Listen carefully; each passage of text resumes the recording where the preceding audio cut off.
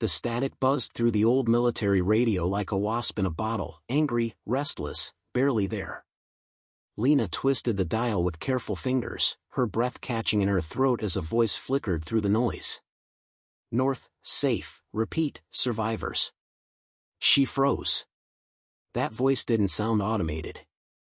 It was human. Real. For 3 years, Lena had lived below the ruins of Phoenix, scavenging what was left of a world gone to rot. Her bunker, once a wine cellar in a collapsed hotel, was reinforced, secure, and far beneath the reach of the undead that ruled the surface. But even down here, the dead didn't rest. Some nights, she heard them scratching at the metal doors. They never forgot. They never stopped. She adjusted the antenna, boosting the signal as best she could. The voice returned, clearer this time. Safe Zone Bravo. North Sector. If you're hearing this, there's still hope. A hope she hadn't dared feel in a long time flared to life in her chest. Outside, the sky had turned a sickly red, ash drifting down like toxic snow. The last time she'd gone up, she'd seen streets painted in dried blood and scorched vehicles, evidence of a failed evacuation. The city had fallen in just 8 days. But that voice, it changed everything. Lena packed quickly. A small satchel, canned food, water purifier, a flare gun with 2 shots, and a folding machete. She pulled on her reinforced leather jacket, scarred from close encounters, and slipped a photo of her younger brother, Theo, into her inside pocket. He'd been just a kid when the outbreak hit. She never found his body, never got closure. Now, maybe, she'd find something close. She cracked open the upper hatch. The stairwell reeked of rust and mold. No movement, yet. Emerging into the alley was like stepping into a graveyard that never slept. The air was still, too still. Her boots crunched on broken glass as she darted between shadows. The city groaned in the distance, a haunting blend of wind, decay, and something else. Something that growled. She kept her pace steady, eyes scanning every broken window, every overturned car. Her goal was simple: reach the northern highway. From there, she'd follow the old emergency route marked on an outdated evacuation map she'd memorized by heart. She made it 4 blocks before she heard them. Not the groan of a standard walker. These were faster. Sharper. Feet pounding pavement, a sickening gurgle that echoed off concrete. Lena ducked behind an abandoned mail truck just as 3 infected sprinted past. Not shambling, running. Their skin was blistered, eyes milk white, but they moved with purpose. Too smart. She waited. 1, 2, 3 minutes. Then silence. Lena crept out and headed the other direction, heart hammering. She had no delusions. She wasn't some action hero. She was smart, quiet, fast when she had to be, but she was also alone. That made survival a coin toss every day. She reached the northern checkpoint by dusk. A collapsed barricade offered a gap wide enough to squeeze through. On the other side, a half-eaten corpse hung from a lamppost, its arms twitching. Lena gave it a wide berth. Then, from behind a burned-out SUV, a voice whispered, "Don't move." She froze. The voice was young. Male. Human. A teenager stepped out, holding a makeshift spear made from a curtain rod. His face was gaunt, eyes sunken but alert. He looked as terrified as she felt. "I'm not infected," Lena said quickly, raising her hands. "Just passing through." The boy's grip didn't loosen. "Where are you headed?" "North," she said. "You hear the signal?" He nodded, then glanced around. "I'm going that way too." A beat of silence passed between them. Finally, Lena spoke. "Name's Lena." "Milo." They didn't shake hands. No one did anymore. As the sun disappeared behind the blackened skyline, they turned and walked north, side by side. The dead weren't far behind. They moved like ghosts through the ruins. Lena and Milo kept to the narrow alleyways, their footsteps muffled by layers of dust and ash. The streets beyond were too open, too exposed. In a world ruled by the dead, visibility was death.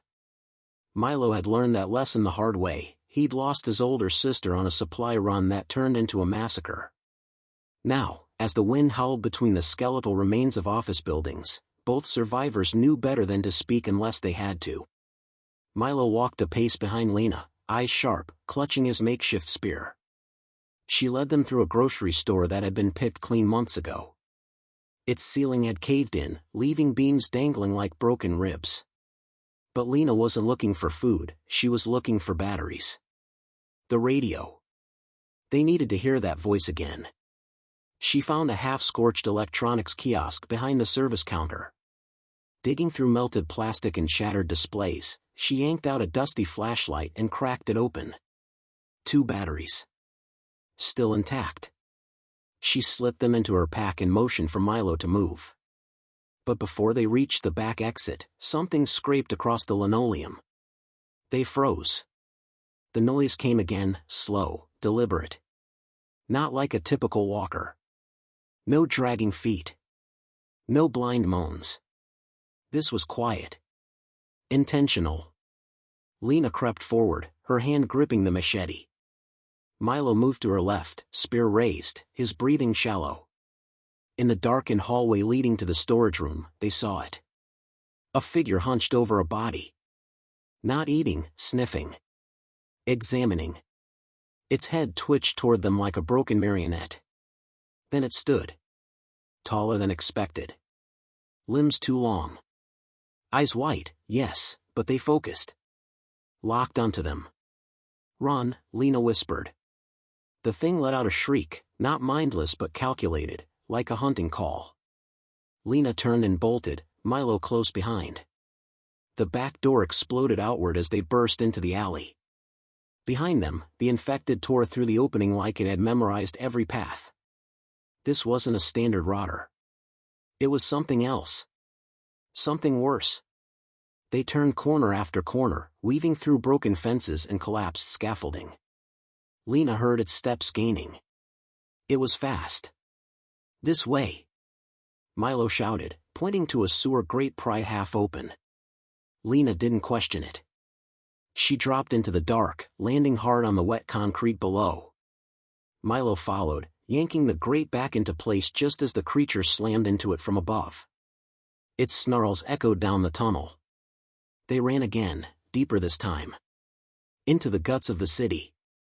Eventually, the sounds faded. Panting, soaked, and shaking, they collapsed against the tunnel wall. For a long moment, neither spoke. That wasn't a normal one," Milo said finally, voice hoarse. "No," Lena agreed. "It wasn't." He turned to her, eyes wide. "What's happening to them?" She didn't have an answer. But her mind went back to the voice on the radio. The one that said there's still hope. The one calling survivors north. Did they know? Were they fighting it? Lena pulled the radio from her pack and inserted the new batteries. Static filled the tunnel. She turned the dial slowly. "Repeat, safe zone Bravo, 48-hour window. Northern pass will open. Coordinates, 79 by Delta 6. The signal was stronger this time. Milo leaned closer. "We can make it." "We'll try," Lena said. But doubt pulled at the edge of her mind. The infected were changing. Adapting. If that thing found them again. She turned off the radio and stood, brushing grime from her jacket. "We move at dawn. There's a maintenance hatch a few blocks north. Might lead us closer to the outskirts." Milo hesitated. "Do you think more of them are like that? Smart?" Lena looked back toward the tunnel's mouth. "I think that was just the beginning." The next morning, they emerged from the sewers into the hollow skeleton of an old park. The trees were dead. Benches overturned. A child's tricycle lay in the grass, rusted and streaked with dry blood. They moved silently. Always watching. Always listening. In the distance, a church steeple leaned like it was praying for mercy. Beyond that, the highway. They were almost there. But then Milo stopped. "What?" Lena asked, turning. He pointed. On the edge of the clearing stood a man. Alive. Dressed in a scavenged military uniform. He held a rifle, aimed directly at them. "Don't move," the man barked. Lena's heart thudded. "We're not infected," she said. "We're just trying to reach the pass." "Too late," the man replied. The rules changed. More figures emerged behind him. 4 others. All armed. None of them looked friendly. Lena tightened her grip on her machete. Milo whispered, "What do we do?" Lena's eyes didn't leave the soldier. Her voice was low, firm. "We fight if we have to." The rifle didn't waver. Lena held her breath, slowly lowering her machete as the soldier stepped forward. His gear was mismatched: military boots, civilian vest, and a blood-stained badge on his sleeve that read Mason. Behind him, the others watched with cold, wary eyes. Survivors, yes, but not the kind Lena trusted. "We're headed north," she said carefully. "To the safe zone. We picked up the radio signal." Mason gave a short laugh, but there was no humor in it. "Yeah, we all heard it. Question is, who sent it?" Lena frowned. "It came from a resistance outpost. They said." "They say a lot of things," Mason interrupted. "Lure people in. Take what they have. Or worse, use them to bait the dead." Milo stepped up beside her, voice calm but shaking. "We're not a threat. Just let us pass." Mason eyed them for a long moment. Then lowered his rifle. "You two are lucky," he said. "Would have shot first if you looked sick. Come on. We've got shelter a few blocks from here." Lena didn't move. "Why help us?" He shrugged. "You don't last long out here without numbers. And you're still breathing. For now, that's enough." Milo looked to Lena. She gave a reluctant nod. They followed Mason and his crew, 4 in total, through the ruins of what once was a thriving neighborhood. Now, everything was crumbling. Cars sat rusting on sidewalks. Windows shattered. The silence was thick. The safe house was an old daycare center fortified with scrap metal and barbed wire. Inside, a single generator hummed faintly, powering bare emergency lights. It smelled of oil and old blood. "Welcome to home sweet home," Mason muttered. "Don't touch anything. Don't steal anything. And if you're hiding a bite, speak now or we'll find out when you turn." "We're clean," Lena said firmly. A woman near the back, wiry and sharp-eyed, laughed. "So they all say." Mason waved it off. "You can rest for a few hours. We move out at dusk." "Move out where?" Milo asked. "To the tower. Closest repeater station. If we can amplify the signal, we might figure out what's real. Or where the hell this so-called safe zone really is." Lena's instincts buzzed. Something didn't add up. Later, as she and Milo sat near the corner of the daycare's art room, still smeared with faded crayon murals, she leaned close. "We shouldn't stay long." Milo nodded. "They don't trust us." "No," Lena whispered. "But it's more than that. They're desperate. I saw the maps in Mason's bag. They've been hunting for that signal for weeks. This isn't a rescue plan. It's a trap. They want the tower, but they don't want to risk themselves getting there." Milo's eyes widened. "They're going to use us." Before Lena could answer, the generator sputtered. The hum cut off. Lights died. The building sank into thick silence. Then came the moan. Low. Wet. Hungry. Mason's team sprang into action. Flashlights flicked on. Guns raised. A loud crash sounded from the back door. Lena pulled Milo behind a toy shelf, whispering, "They didn't reinforce the rear entrance." Another crash. Then, wood splintering. The infected poured in. Screams echoed. One of Mason's men fired blindly, hitting a wall instead of a target. The infected swarmed him, tearing into his throat as blood sprayed across the rainbow-painted wall behind them. Lena didn't wait. She grabbed Milo's arm and ran. They burst through the hallway toward the staff office. She slammed the door shut behind them and shoved a desk in front of it. Milo was pale. "They followed us here." "No," Lena said, listening. "This wasn't random." She dug through the desk drawers until she found what she was looking for, an old service key labeled roof access. "They weren't just waiting to ambush us," she said. "They were watching this place." Milo's breath caught. "The smarter ones?" Lena didn't answer. She was already climbing the emergency ladder. They reached the roof just as the screams below turned to silence. The city stretched before them, dark, broken, endless. But there was a flicker on the horizon. Not fire. Not lightning. A steady pulse. A tower light. Lena pointed. "That's where the signal's coming from." Milo stared. "You think it's real?" "I think it's the only thing we've got left." Below, the daycare fell quiet. Whatever infected had broken and were now feeding. They didn't climb. Not yet. Lena looked to the tower again, jaw set. "We head for it at first light." Milo didn't argue. He just sat down beside her on the cold concrete roof and listened to the faint static still whispering from their radio. "Hope in the dark," he murmured. Lena nodded. "Let's make sure it wasn't a lie." Dawn broke red over the ruins. Lena and Milo slipped away from the daycare's rooftop before the sun could climb too high. Below them, the infected still roamed the blood-slick hallways, growling softly as they searched for the last traces of life. The survivors who had once promised shelter were now silent, either dead or worse. They didn't look back. Lena led them east, weaving through collapsed buildings and overgrown lots, toward the distant blinking light. The radio tower. Every few minutes, she checked the handheld receiver. The signal grew stronger, pulsing with static-laced messages. Most were broken, fragments of a language buried under white noise. But one line kept repeating.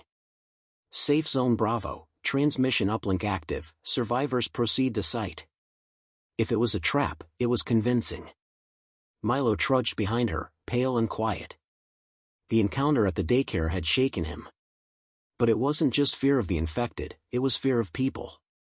Lena understood. In this world, monsters wore many faces. By midday, they reached the outskirts of the city. The air smelled cleaner, but every gust of wind carried the scent of ash and rot. The tower stood just beyond a crumbled rail yard, rising high into the sky like a last remaining spine of civilization. "We'll cut through the train yard," Lena said. The place was a graveyard of rusted engines and toppled boxcars. Graffiti covered the walls, messages from the early days of the outbreak. Some were warnings. Others were prayers. Most were curses. As they climbed over a derailed freight car, Milo froze. "Lena," he whispered. "Tracks fresh." She dropped beside him and saw them too, boot prints in the dirt. Several pairs. Some small. Some heavy. All recent. "They're not alone," she muttered. A distant metallic clang echoed from somewhere deeper in the yard. Weapons ready, they moved low and fast between cars until they reached the station platform. The tower loomed just ahead, only a few hundred meters away. But so did the ambush. Gunfire erupted. Lena grabbed Milo and dove behind a concrete pillar as bullets chipped away at the stone around them. At least 3 shooters. Well coordinated. Not infected. A voice rang out from behind a stacked cargo container. Male. Confident. "Drop your weapons and come out. No one has to die today." Lena peeked over the ledge. Saw a figure with a scoped rifle, face covered in a scavenged helmet. 2 others flanked him, one with a shotgun, the other holding a modified bolt-action pistol. "You heard the voice too," the man continued. "So did we. But no one gets to the tower unless they go through us." Milo whispered, "They're guarding it." "No," Lena said, eyes narrowing. "They're claiming it. Like it's theirs." She remembered Mason's words. They lure people in. Maybe this was what he meant. Lena looked at Milo. "We run left. Use the smoke canister I grabbed from the daycare supply bin." "On my mark." He nodded, clutching it tightly. "Now." She threw a chunk of debris in the opposite direction to draw fire. Milo pulled the pin on the smoke and tossed it between the cars. Thick white vapor exploded across the platform. Gunfire crackled blindly as Lena and Milo sprinted into the chaos. A bullet grazed Lena's arm, but she kept going. Through the smoke. Up the maintenance ladder. Onto the side stairwell of the tower. Alarms blared inside. Someone had tripped the security system. The tower still had power. Inside the main control room, Lena slammed the door shut and jammed a steel pipe through the handles. The room flickered with blue light from control panels. The signal console pulsed steadily. "Can you boost it?" Milo asked, scanning the wall of dials and blinking lights. Lena rushed to the broadcast desk, flipping through a manual left open on the chair. "Maybe. Give me a second." The system was decades old, but intact. She activated the repeater relay and adjusted the antenna frequency. The static cleared. A voice came through, clear, calm, real. "This is Safe Zone Bravo. Signal confirmed. If you're hearing this, you're not alone." Milo's eyes filled with hope. Then the door behind them shook. Screams. Not human. The infected had followed the gunman. And worse, someone else had trailed Lena and Milo the whole way. The one with the intelligent eyes and twisted limbs. The smart one. She heard it outside the tower. Climbing. "They're coming," Milo whispered. Lena didn't look away from the console. "Then let's make sure they hear us." She hit the transmit button. "This is Lena Carter. Survivor. Broadcasting from Relay Tower 09. If you're out there, keep moving. The world isn't gone yet. We're still here." The door buckled. Hope was now a signal in the dark. And hell was on its way up the stairs. The first blow to the tower door shook the floor beneath them. Lena stood frozen, eyes locked on the transmission console. The message still broadcast into the ether, looping her voice with each passing second. Milo rushed to the narrow window. "They're coming up fast, infected and armed scavengers both." "Of course they are," Lena muttered. The smart one probably lured them together. Below, the courtyard had descended into chaos. The scavengers, those who had ambushed them, were now overwhelmed. Their bullets did little to stop the sheer number of infected. Blood slicked the pavement, screams cut off mid-breath, and the smarter infected, taller, paler, its eyes eerily aware, watched from the shadows, waiting for the perfect moment to strike. The tower door took another hit. Then another. "We need to destroy the stairs," Lena said, moving fast. Milo blinked. "Destroy them? If we collapse the access stairwell, we buy time. Maybe enough for a rescue. Maybe just enough to survive." He nodded grimly. They grabbed anything heavy, metal rods, thick cable spools, and wedged them against the top stairway's main support brace. Lena struck it with a fire axe she'd found near the generator room. Sparks flew. The steel groaned. "I can see them," Milo shouted from the next room. "Climbing up." With a final grunt, Lena drove the axe down. The support gave way. The stairwell crumbled with a metallic scream, tumbling down the shaft like a broken spine. Dust and concrete exploded into the air. Then, silence. For a moment, they were safe. Until they weren't. A faint scraping echoed down from the rooftop access above them. Lena spun around. The roof. Milo paled. "No way. That's 5 stories straight up. Nothing to climb." "He's not like the others," Lena said. "He's learning." They backed into the control room again, barricading the inner door with metal desks and overturned filing cabinets. The radio loop still pulsed. "You are not alone, not alone." Milo looked to the emergency evac panel. "There's a fire escape on the opposite end of the building. We could try rappelling down. And risk breaking our necks?" Lena said. But even she knew it was better than staying trapped. Then, from the stairwell shaft came a single, sickening sound. A voice. But not quite a voice. It was trying to mimic. Repeating the broadcast. "You are not alone." Milo's face went white. "That's not the radio." Lena grabbed his arm. "Let's move." They sprinted across the top floor, through the remnants of offices filled with decayed paperwork and shattered computers. Smoke from the destroyed stairwell filled the air. The infected below were still trapped. For now. They reached the fire escape. It was half collapsed, rusted through in places, but it held. Lena climbed out first. The wind howled around them. The fall was steep. No time to think. Halfway down, Milo slipped, his foot crashing through a rotted metal grate. "Hold on!" Lena shouted, grabbing him by the arm. His weight pulled at her shoulder, wrenching it painfully. But she held. With a final grunt, she hauled him back up to the next landing. They didn't stop. By the time they reached the alley, the sky had darkened. Clouds rolled in fast, storm clouds, black and angry. "We have to run," Lena gasped. "Now." But it was too late. From the shadows at the edge of the alley, the tall infected emerged. It didn't charge. It watched. Studied. Then, it smiled. Milo staggered backward, horrified. It understands us." Lena aimed her pistol. Fired. The bullet hit its shoulder, but it didn't flinch. Just turned and disappeared into the alley mist, like a ghost. "We need to go," she said, heart pounding. "It let us live. That's not mercy, that's strategy." They fled through the ruins as the storm broke. Rain poured in heavy sheets. The distant tower light flickered, then died. Lightning flashed behind them, briefly illuminating a trail of destruction. The infected had broken into the city's edge. And the smart one was leading them.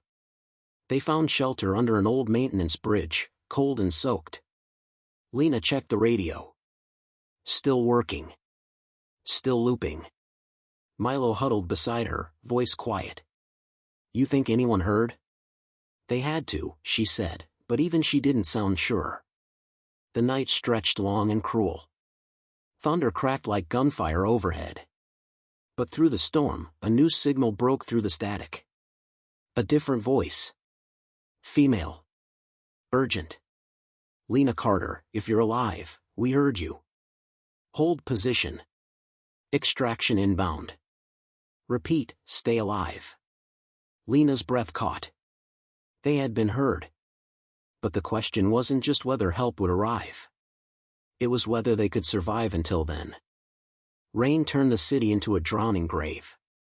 Lena pressed her back against the wet concrete support beam beneath the old maintenance bridge. Every inch of her ached, from the fall, from the run, from the hopelessness grinding at her spirit. Milo sat beside her, curled in on himself, silent except for the occasional shiver that racked his frame. But the radio signal was still active. The voice, calm, direct, female, looped on repeat. "Lena Carter, if you're alive, we heard you. Hold position. Extraction inbound. Repeat, stay alive." She clung to those words like a lifeline. But the wind whispered lies. And something moved in it. "We can't stay here," Lena whispered. Milo looked up, soaked hair plastered to his forehead. "But they said. They don't know what's coming." The infected weren't just roaming anymore. They were organizing. The smart one, Lena had started calling him Ghost in her mind, was leading them. Testing boundaries. Trapping survivors. That meant time was a weapon, and delay was death. Lena adjusted the radio frequency, narrowing the signal. She sent a return message. This is Lena. Location compromised. Moving southeast toward River Street Junction. I'll stay in broadcast range. Lightning split the sky. Milo rose, jaw clenched despite his fear. Let's go. They moved through the back alleys, staying low, alert. Rain distorted the world around them, turning every movement into a blur. Shadows danced where nothing stood. But Lena could feel it, Ghost was near. Not chasing them. Just watching. The city's southeastern block had been gutted by early airstrikes, burned out buildings, craters, and piles of vehicles abandoned mid-escape. The streetlights were dead, but the wet ground glimmered faintly with the storm's reflections. As they passed a hollowed-out bus, Milo stopped. Wait, he said, pointing. A trail of fluorescent orange markings painted on the wreckage, a symbol, 3 arrows in a circle. Lena's heart jumped. That's military evac protocol, she breathed. It's real. The message was real. She grabbed the radio. Approaching River Junction. We found your tags. Please confirm pickup ETA. Static answered. Then. ETA, 8 minutes. Hold tight. Hostiles nearby. We see you. Milo looked around, eyes wide. They're watching us. I hope so, Lena whispered. Suddenly, the radio hissed violently. Not static, interference. Someone, or something, was trying to break through.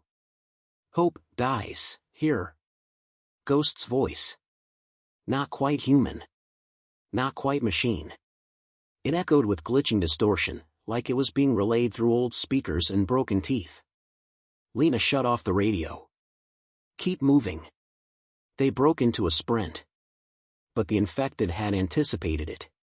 From the windows above, a pair of undead dropped into the alley with wet snarls. Their eyes were clouded, but their movement was faster than Lena expected. She fired twice, clean headshots, and pulled Milo behind a dumpster as more shrieks tore through the storm. A horde poured into the street.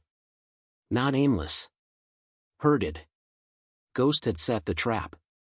Climb, she shouted, pointing to a fire escape. Milo scrambled up the slippery metal, Lena close behind. She fired blindly downward as claws scraped at her boots. When she reached the rooftop, her breath came in ragged gasps. But the storm wasn't over. A spotlight swept across the sky, then fixed on them. A helicopter emerged from the clouds, battered but intact. It hovered just above the rooftop, searchlight scanning the rain. Lena Carter? We've got you. Hold position. Extraction inbound. Relief broke through Lena's exhaustion. She turned to Milo, but something was wrong. His face was pale, eyes wide, not with fear but shock. Behind Lena, Ghost emerged from the opposite stairwell. He walked upright, expression eerily calm, limbs longer than a man should be. His skin was stretched too tight, his eyes too bright. But what froze Lena was his hand, holding a bloodied military radio. I listened, he said, voice wet and metallic. I learned. Milo raised his pistol, but Ghost was faster. He struck with the radio itself, smashing Milo across the face. The boy collapsed, blood trailing down his temple. No! Lena lunged. Ghost caught her arm mid-strike and stared into her eyes. You brought them, he whispered. And now? I will go with them. She fired point blank. The bullet hit his chest, he staggered but didn't fall. The helicopter's rope ladder dropped just as Ghost lunged again. Lena grabbed Milo's unconscious body, screamed in fury, and with everything she had left, flung him over her shoulder. She charged toward the edge. Ghost followed. She leapt. The rope swung wildly, the chopper struggling against the wind. Lena clung to Milo, clutching the ladder with one hand as the helicopter lifted away from the rooftop, Ghost's claws swiping inches from her boots. Below, he stared upward, unblinking, unmoving, as the storm swallowed him. Part 7, the sky isn't safe either. Will bring you inside the helicopter as Lena learns that even rescue may come at a cost. Let me know when you're ready. The chopper's doors slammed shut behind Lena with a deafening clang. Rain streaked the windows, and the rotors howled against the wind. Lena collapsed onto the floor, her arms still wrapped tightly around Milo's limp body. His head lolled to the side, blood oozing from a nasty gash above his right brow. "Medic," she shouted, her voice raw. A soldier in soaked combat fatigues knelt beside her, immediately checking Milo's pulse and pupils. He looked grim, but not hopeless. "Still breathing," he said. "Might have a concussion." "He's lucky." Lena wasn't sure lucky was the word anymore. The soldier helped her sit upright. Her entire body trembled, not from the cold, but from the realization that they had escaped something far worse than just a horde. Ghost had let them go. That terrified her more than anything. Through the rain-streaked windshield, Lena could barely make out the world below. The city looked smaller now, more broken, more dead. Fires still burned in some places. Lightning danced across shattered rooftops. The infected horde Ghost had summoned still swarmed the streets, undeterred. But they weren't chasing anymore. They were waiting. "Where are we headed?"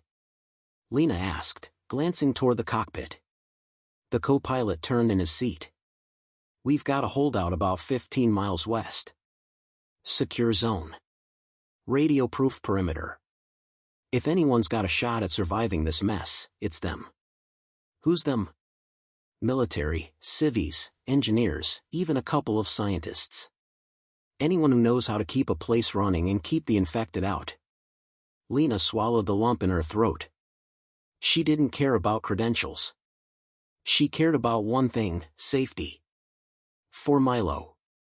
For herself.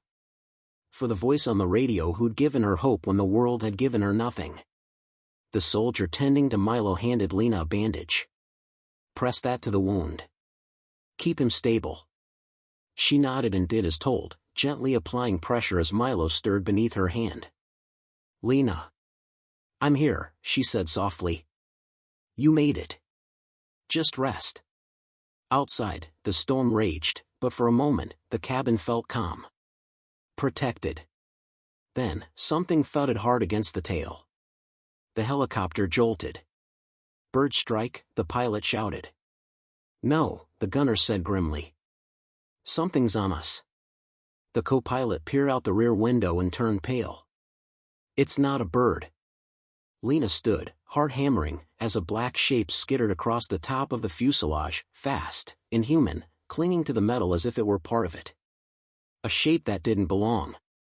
"Ghost," she whispered. "No way," the gunner said. "No way anything survived that jump." Another thud. This time closer to the cockpit. The gunner swung the rear-mounted weapon up, aiming toward the roof. "Hang on." The ceiling caved inward with a screech of tearing steel. Something long and pale punched through, an arm, grotesquely stretched, ending in a clawed hand that searched blindly.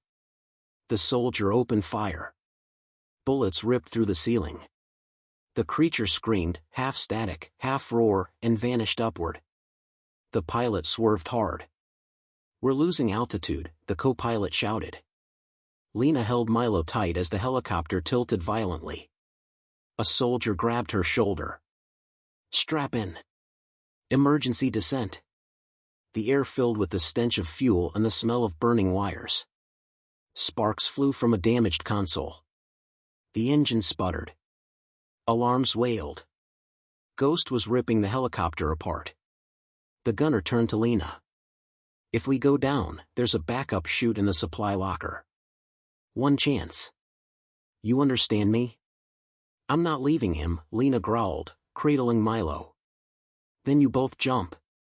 If we don't shake that thing, we'll crash into the trees." Another screech, this time on Lena's side of the fuselage. Ghost's face appeared against the window, distorted by rain and lightning. His eyes met hers. No anger. No hatred. Just curiosity. Like a scientist watching a rat try to escape a maze. Lena gritted her teeth. She stood, opened the locker, and yanked out the chute pack. "I'm going out." "You'll die," the co-pilot barked. "Not if I take him with me." The co-pilot stared for 1 second longer, then nodded. "Open the hatch." The soldier helped Lena strap Milo into the tandem chute. The boy was barely conscious, his blood-soaked face twitching with every jolt of the aircraft. As the hatch opened, wind screamed through the cabin. Lena stepped to the edge, heart pounding. Ghost was already crawling toward them across the top, limbs bending in unnatural angles, teeth bared. Lena took one breath. Then jumped. The wind ripped the scream from her throat. They fell through the sky as lightning lit the world in brilliant, terrifying flashes. The ground rushed up fast. Lena yanked the cord. The chute opened with a violent snap, jerking them upward. She looked back. The helicopter spun out of control in the distance, flames trailing behind it. But Ghost didn't fall with it. He was gone again. Waiting. Part 8, The Last Light will be the finale, where Lena and Milo must survive one final confrontation to reach the sanctuary, or die trying. Let me know when you're ready. The parachute collapsed behind her, tangled in the branches of a gnarled pine. Lena hit the ground hard, knees buckling. She gasped as pain shot through her side, but she didn't let go of Milo. He was still strapped to her front, unconscious but breathing. "Come on," she whispered, brushing his blood-matted hair. "We made it. Just a little farther." Above, the burning wreckage of the helicopter disappeared beyond the ridge, trailing smoke like a dying comet. No explosion. No light. Just silence. The kind that made her heart race faster. She hoisted Milo onto her back, using the harness straps to secure him. Her legs trembled, but she pushed on. Trees loomed around them, dark and dripping, the scent of pine mingling with the distant rot of the infected. Somewhere in these woods was the place the pilot spoke of. The sanctuary. 15 miles west. And Ghost was out there. Watching. She felt it. Every shadow twitched. Every gust of wind sounded like a whisper. Every crack of a twig sent adrenaline coursing through her veins. Still, she moved. Hours passed in a blur of pain and exhaustion. Her feet bled. Her arms ached. But she didn't stop. Couldn't. Finally, as dawn hinted at the horizon, Lena stumbled into a clearing. A wide river cut through the forest, fast and cold. On the other side, through the early fog, she saw it, floodlights, a wall, people moving. Sanctuary. She almost cried. Then the air grew still. Too still. Lena turned slowly. Ghost stood at the edge of the trees. No horde. No sound. Just him. His skin, pale and veined. His smile, the same knowing curve. His eyes, black pits filled with unspoken promises. She backed toward the river, heart pounding. "You don't have to do this," she said. Ghost tilted his head. Then he took a step forward. Lena ran. The river was ice, numbing her to the core. She kicked and thrashed with Milo clinging to her back, the current trying to drag them under. She couldn't scream. Couldn't breathe. Just move. On the far bank, voices shouted. "Survivor. She's in the river." Hands reached out as she neared. A rope was thrown. Lena grabbed it, fingers slipping, until someone hauled her forward with raw, desperate strength. She collapsed in the mud, gasping. Soldiers surrounded her, weapons raised. Others pulled Milo off her back and checked his pulse. "He's alive. Medic. Get him inside." Lena tried to sit up, blinking water from her eyes. "Is it safe?" she choked out. A soldier knelt beside her. "You're okay now. You're at Haven." She wanted to believe him. Wanted to let go. But something inside her screamed no. She looked back across the river. Ghost was standing on the opposite shore. Just watching. The soldiers didn't see him. No one did. Only her. Later, in a warm infirmary tent, Lena sat beside Milo's cot. His breathing had stabilized. His skin had color again. A nurse offered her food, dry clothes, comfort. She barely heard them. She was thinking about what Ghost had said in the bunker. You carry the last real hope. Not for peace. For evolution. What did he mean? Was Milo part of it? Or her? The walls around Haven were high. Reinforced. Floodlights scanned the trees. Turrets moved with mechanical precision. This place looked safe. But she knew better. You can't wall off a ghost, she whispered.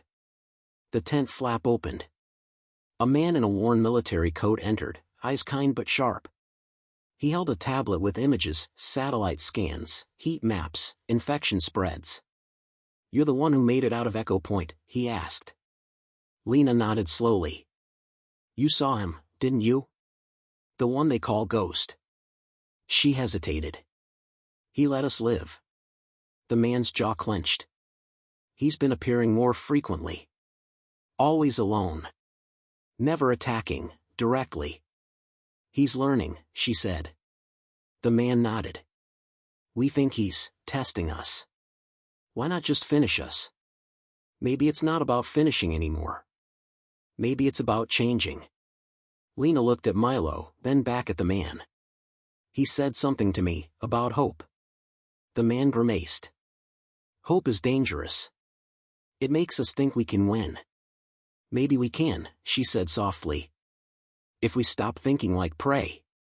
The man stared at her a long moment. Then he handed her the tablet. What is this? The future. If we're going to survive, we need people like you. Fighters. Observers. Survivors. I'm not a soldier. No, he said, but you walked through hell and carried someone out. That's rarer than you think. She took the tablet. Outside, the light of dawn finally broke through the clouds. The first real sunlight Lena had seen in days. Warm. Golden. Alive. Milo stirred on the cot beside her, eyes fluttering open. Lena. She gripped his hand. We're safe. And for now, they were. But Lena knew the truth. Hope was never safe. It was a spark in the dark. And sparks always drew monsters. Let me know if you'd like a complete title card, thumbnail prompt, or cinematic video description for this series.